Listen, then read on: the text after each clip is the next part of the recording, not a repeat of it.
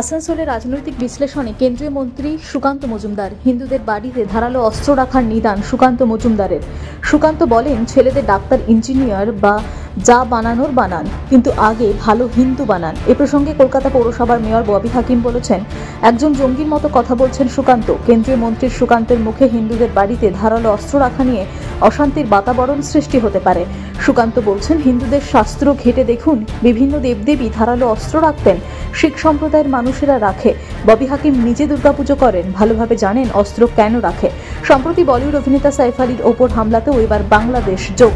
ধৃত মোহাম্মদ শরীফুল ইসলাম বাংলাদেশের বাসিন্দা। চুরির উদ্দেশ্যে ঢুকেছিল সাইফের ফ্ল্যাটে। প্রাথমিক তদন্তে অনুমান পুলিশের।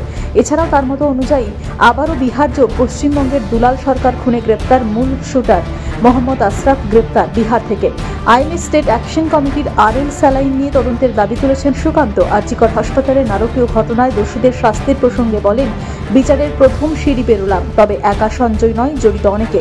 চেস্ট মেডিসিন বিভাগের লোক আমার মেয়ের খুন ধর্ষণের ঘটনার সঙ্গে জড়িত, বিস্ফোরক দাবি তিলোত্তমার মা বাবার। এরপর বিজেপি বিধায়ক অগ্নিমিত্রা পালের আহ্বানে দামোদর নদের ধারে বনভোজন সারেন কেন্দ্রীয় মন্ত্রী সুকান্ত মজুমদার। বলা আছে শাস্ত্রে, দুষ্টের দমন, শিষ্টের পালন, এবং তার জন্য অস্ত্রের প্রয়োজন।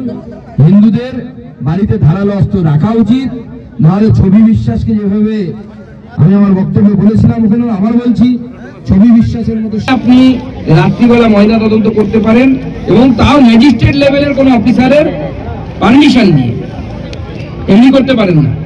দিদিরা সেদিন দেখেছে যে কি পরিমাণ ব্যস্ততা, মানে বডিটা জ্বালাতে পারলেই মনে হচ্ছে মুখ খোলা হয়ে যাবে, স্বর্গে পৌঁছে যাবে তৃণমূলের নেতারা।